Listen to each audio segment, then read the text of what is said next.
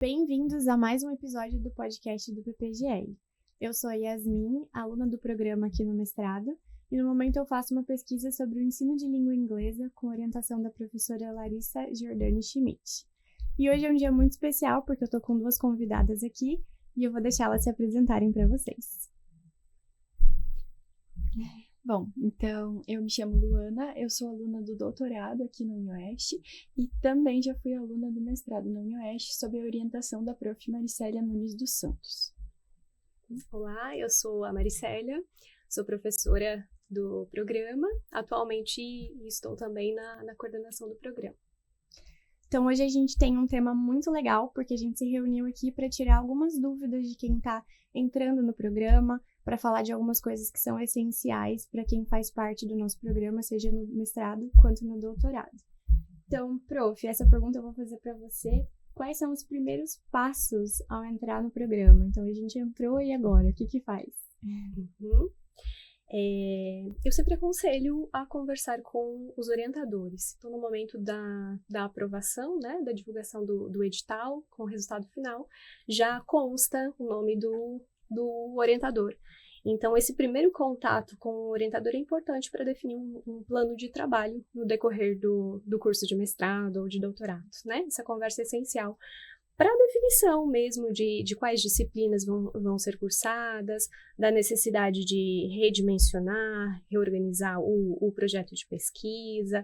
Enfim, essa conversa vai situar melhor o aluno ou a aluna, né, em relação às atividades a serem desenvolvidas na sequência. E aí, claro, para além do contato com o orientador, né, o contato com a gente, na coordenação, com a secretaria, a gente também está sempre à disposição para sanar possíveis dúvidas, né, fazer esclarecimentos. E a gente busca também deixar as informações disponíveis na página do programa, né, lá os alunos podem encontrar, né, o regulamento do programa, tabelas de cumprimento de atividades, informações sobre cronograma, sobre professores, disciplinas, enfim, todas essas informações estão sistematizadas também na página. Sei que durante o processo de seleção as pessoas ficam bastante focadas nos editais, né? Mas para além dos editais, visitar as outras abas e inclusive as redes sociais também do programa ajudam a se inserir, né? A estar a par das atividades. E quem não tem o hábito, né, de acessar o e-mail também é importante, né? O programa manda bastante e-mail durante todo esse processo, então acho que um outro canal de comunicação que a gente tem é o e-mail, né? Com certeza, é o e-mail que foi utilizado no momento da inscrição e aí posteriormente, no momento em que as pessoas se tornam alunos ou professores, né, da universidade, elas contam também com e-mail institucional e é importante estar ciente da existência desse e-mail institucional e estar atento a ele, né, caso não utilize o institucional, vincular também com o pessoal para receber, né, certificado de que receba, de que entre em contato com as informações oficiais e institucionais, né? Lu, o que você gostaria de saber, assim, né, de ter aprendido lá nos primeiros meses, quando você começou no mestrado? Eu acho que no mestrado, em específico, eu gostaria de saber que passaria muito rápido, porque a gente vai fazendo as disciplinas, vai tentando cumprir ali os créditos, principalmente nesse primeiro ano, e aí você não se dá conta de que tá passando, sabe? E é seu mestrado que tá passando. E, de repente, é a defesa e as coisas já aconteceram. Então, para mim, foi essa sensação de que passou muito rápido. Eu sinto que as questões institucionais, de informações relacionadas às disciplinas, aos créditos, aos professores, enfim, todos os editais, tudo isso que a gente tem no site do programa, estão bem dispostos, então eu não tive dificuldade de encontrar ou de conversar com a minha orientadora para perguntar sobre questões que eu pudesse ter, então foi bem tranquilo esse acesso às informações, sabe? Então acho que realmente perceber que aquilo ia passar tão rápido. Que o tempo voa, né? E Mari, quais são os créditos mínimos exigidos, né, tanto no mestrado quanto no doutorado, antes da qualificação? Então, o que o aluno precisa fazer para ele poder qualificar, já que a aluna entrou nesse tópico? Sim. primeiro passo, né, ao entrar no programa, é cursar as disciplinas obrigatórias, né? Então, são 2 disciplinas, e aí vai depender da linha de pesquisa em que o aluno está matriculado, né? Ou ele cursa as disciplinas da literatura ou dos estudos linguísticos, né? E na sequência ele precisa cursar também 3 disciplinas eletivas, né? Essas disciplinas eletivas são escolhidas em diálogo com o professor orientador, né? Ou com a professora orientadora. Para além disso, a gente tem também os seminários avançados, né? São 2 seminários avançados e algumas atividades especiais. No caso do mestrado, a atividade especial 1 e 2 são exigências para serem cumpridas antes da qualificação, né? E a atividade 3, que consiste numa publicação, ela pode ser posterior, ela pode ser cumprida até a data da defesa, né? No caso do doutorado, a gente tem as atividades especiais 4 e 5, que dizem respeito à atuação em projeto de extensão e também a participação em evento, né? Que precisam ser cumpridas antes da qualificação. E a atividade 6, que diz respeito à publicação em periódico, que pode ser cumprida até a defesa, né? Então, são várias atividades e que muitas vezes acontecem concomitantemente, né? Então, enquanto... Bom, esqueci, por exemplo, falando do número de atividades, de outras 2 que são importantíssimas também, que são a proficiência linguística, né? E também o estágio de docência. Ou seja, são várias atividades. É preciso sistematizar e criar um plano de trabalho, de fato, para se organizar e ter tempo viável de desenvolver todas essas atividades paralelamente à pesquisa, né? Para que no momento de qualificar, todos esses créditos estejam cumpridos. Legal. E montar um cronograma realmente, né, que seja bem planejado, acho que em parceria com o orientador, mas nas próprias disciplinas, né, a gente acaba aprendendo um pouco sobre isso, né, recebendo modelos de cronograma que são interessantes para a gente montar. Além da qualificação e da defesa, nós temos os seminários de dissertação e tese. O que eu preciso apresentar nesse seminário? Bom, o seminário de dissertação ou de tese é uma oportunidade a mais, né, anterior à qualificação, para ter um feedback em relação ao trabalho de pesquisa que vem sendo desenvolvido, né? Então, nesse momento, é claro que ele acontece num estágio mais inicial da pesquisa, né? Então, no caso do mestrado, ele vai acontecer no início do 2º ano do curso, né? Ou seja, no 3º semestre. No caso do doutorado, no final do 2º ano, né? Um pouquinho depois. Mas ele vai apresentar resultados, né, ou parte da escrita da dissertação ou da tese ainda em desenvolvimento, né? Eu sempre aconselho a sinalizar no próprio texto, né, em que estágio está a construção, qual é a programação para a sequência, né, o plano de trabalho, inclusive isso também está descrito, né, nas orientações do seminário de dissertação e de tese, né, para que a banca tenha também condições de fazer uma leitura mais panorâmica do trabalho e de contribuir para a realização desse trabalho, né? Então, ver como uma oportunidade de contar com outros olhares e com a colaboração de profissionais mais experientes, né, dos professores do curso, na construção da pesquisa, né? É muito importante o diálogo com o docente orientador. O docente orientador vai dar esse retorno também no sentido de, bom, essa construção ainda está preliminar para esse estágio, né? Preciso avançar um pouco mais, de repente, na construção de uma primeira sessão, de um primeiro capítulo, né? E aí também o perfil da pesquisa é muito diverso, né? Então, pessoas que trabalham com a pesquisa de campo talvez estejam num estágio de aplicação, e aí tenham menos texto escrito. Isso vai ser significativo na hora de definir o que é que se apresenta, né? Mas é mostrar esse trabalho em construção para que a banca tenha condições de colaborar na sequência da pesquisa, né? Uhum. Lu, como que foi, né, você que já terminou o processo de mestrado, essa sua experiência do seminário, da qualificação e da defesa? Foi tranquilo? Foram momentos muito caóticos, emocionalmente falando, eu acho. A gente fica muito ansioso, muito preocupado e tentando entregar o melhor texto que a gente consegue naquele momento, né? E é muito importante ouvir o que esses professores, para além da orientadora, do orientador, têm a dizer, porque eles vão trazer realmente outras perspectivas, outras teorias que às vezes a gente não tinha tido acesso antes.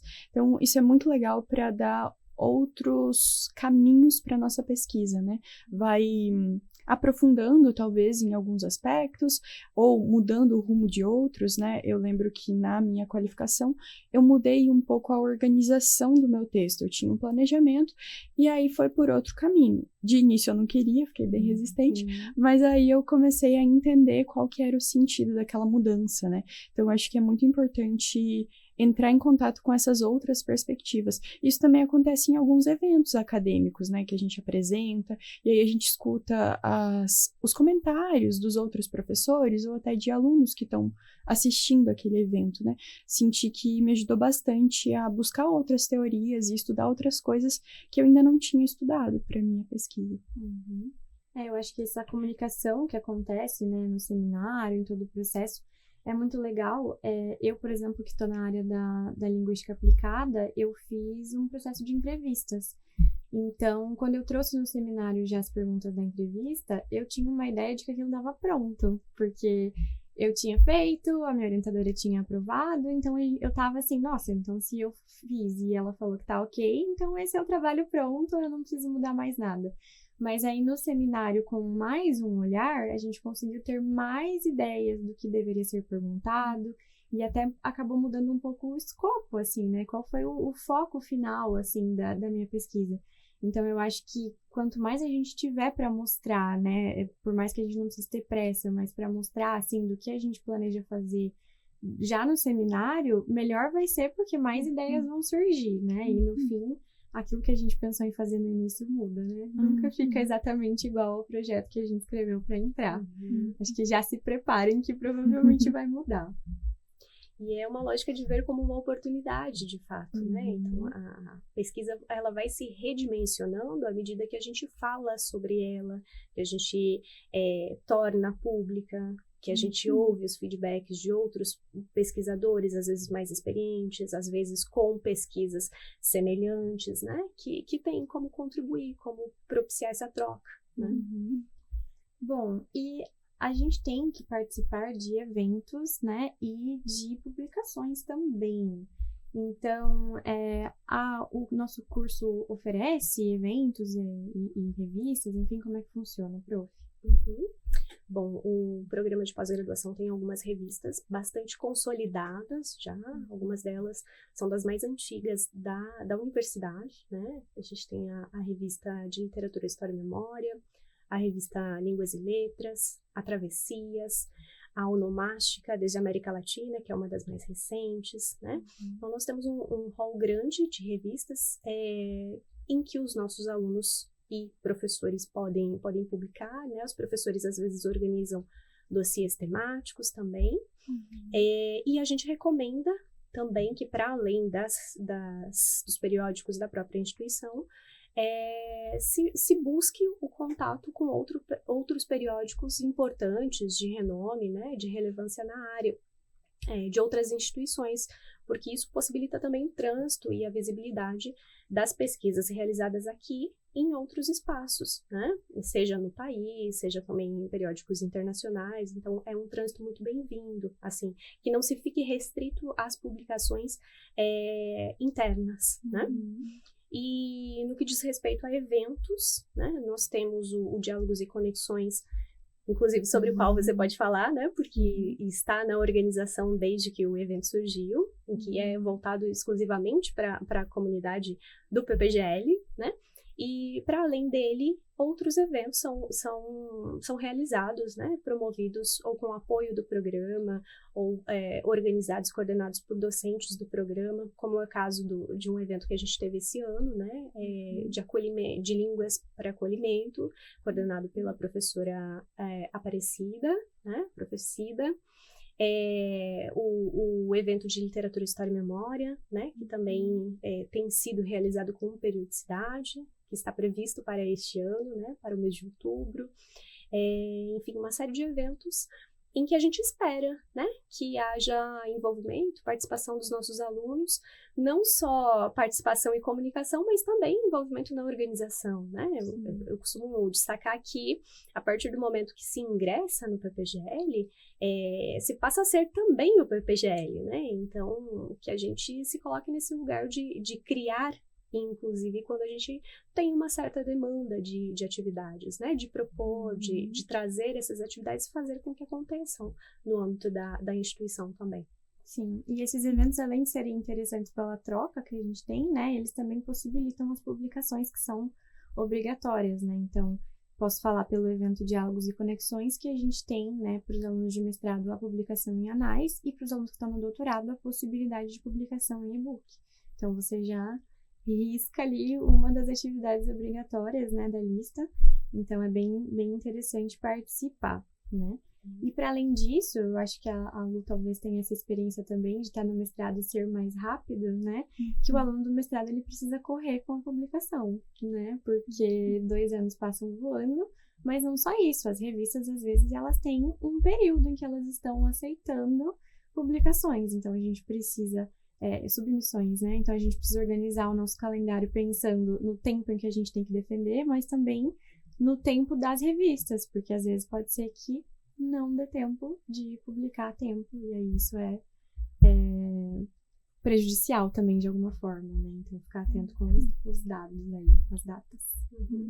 Como é que foi pra você? Foi tranquilo, porque ao longo desse momento inicial do mestrado, eu acabei conseguindo, a partir da indicação da Prof. Mari, publicar resultados da minha monografia, que foi uma pesquisa desenvolvida ao longo da graduação de letras, assim como publicar também, a partir dos momentos seguintes ali da pesquisa do mestrado, os resultados das pesquisas que eu fui desenvolvendo ao longo desse período de pesquisa no mestrado, né? Então, foi algo que eu precisei organizar, precisei sistematizar, mas a partir desse envolvimento inicial eu consegui desenvolver tranquilamente.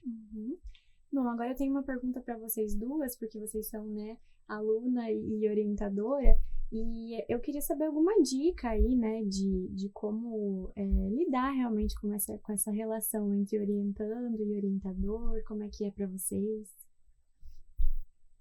Quer falar primeiro? Bom, eu penso que, como qualquer outra relação, é uma relação que precisa se pautar pela comunicação, né?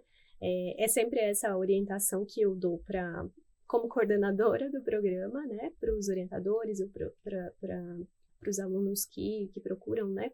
Às vezes com dificuldade em relação à dinâmica de orientação, né? Então, o primeiro passo é sempre uma conversa muito, muito franca, muito aberta, né? Para sanar, inclusive, possíveis mal-entendidos, né? E no caso, como orientadora, sempre também coloco para as minhas orientandas que sinalizem, né, as suas demandas, porque nem toda orientação é igual, porque as demandas são diferentes a depender do estágio de pesquisa em que cada um está, mas também do perfil de cada aluno, né? Então, que quando sintam dificuldade, que me procurem, que peçam para agendar uma orientação, uma conversa, né? Porque às vezes eu também deixo um pouco mais livres para desenvolver as leituras, para desenvolver a escrita, né? E posso acreditar que está tudo bem, que o trabalho está andando e, de repente, pode ser que o aluno, a aluna esteja com dificuldade, né? Então, acho que é importante sinalizar isso para que a gente veja como cada uma das partes pode atuar no sentido de tornar também o processo da pesquisa mais fluido e e menos solitário, né? Essa dinâmica de dar autonomia, mas também de dar o suporte. E é sempre a gente vai descobrindo em cada uma das relações onde é que está o equilíbrio entre uma coisa e outra, né? Não existe uma fórmula pronta que funcione para todas.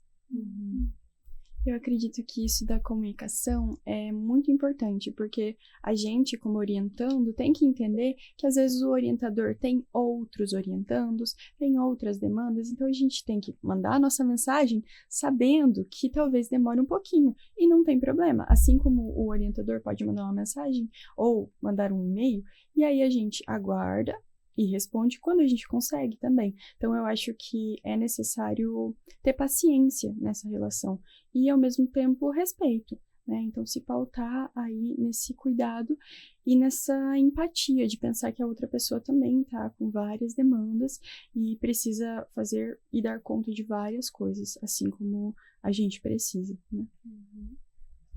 Bom, eu queria pedir para vocês, então, que vocês dessem um conselho final. Profimari, se você puder dar um conselho ou institucional ou um conselho geral, você que foi, né, passou pelo processo de ser aluna, passou pelo processo de ser orientadora e hoje está como coordenadora do programa. E Lu, você como alguém que já passou pelo mestrado e agora está no doutorado, né, que vocês pudessem dar um conselho aí para os nossos colegas que estão iniciando nessa jornada. Bom, eu acho que organização é essencial, né?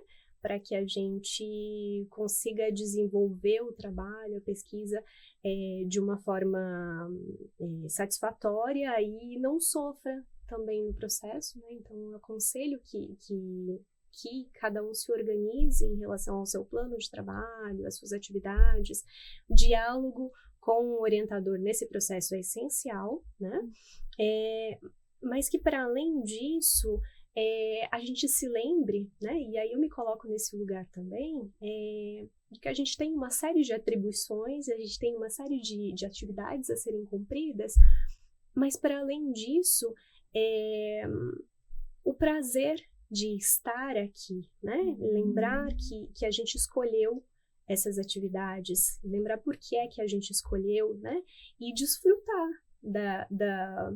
da oportunidade das leituras, das pesquisas, dos contatos, das vivências acadêmicas que a gente tem, né?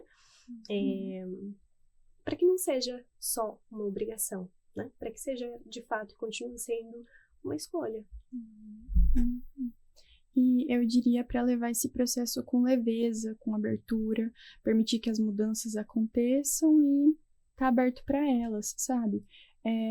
Uma coisa que também me marca bastante é gostar do que a gente pesquisa, né? Então, se interessar por aquilo que é o teu corpo, se interessar pelas leituras, pelas teorias, se interessar por aquilo porque vai deixar mais fácil, né? Você vai conseguir estudar num dia que às vezes você está cansado, mas você vai gostar daquilo que você está fazendo. Então, essa abertura e essa leveza, para mim, foram essenciais. Com certeza. E eu acho que a gente tem que tomar cuidado, né, com isso que às vezes viraliza nas redes sociais, de que é normal ser sofrido, é normal ser horrível, é normal ter uma relação péssima com o orientador, porque eu acho que isso, talvez com as redes sociais, tenha normalizado de uma forma em que a pós-graduação parece um sofrimento, né? Você tem que abrir mão de tudo que você faz na sua vida, e é uma dedicação que vai te deixar doente mentalmente, e não é assim, não precisa ser assim, né? Claro que é uma escolha, então você acaba renunciando a outras coisas, mas é uma escolha, né? Então pode ser leve, pode ser gostoso, tem que ser, né? Uma boa relação com os colegas, com os orientadores, não precisa ser uma questão de saúde mental, né? Então acho que ter cuidado, assim, para não normalizar esse tipo de relação, esse tipo de atividade, né? Bom, gente, muito obrigada, foi um prazer estar aqui com vocês hoje. E uma boa sorte, uma boa caminhada aí para quem está começando esse processo, né, de pós-graduação agora, seja no mestrado, seja no doutorado. E a gente se vê no próximo podcast. Tchau!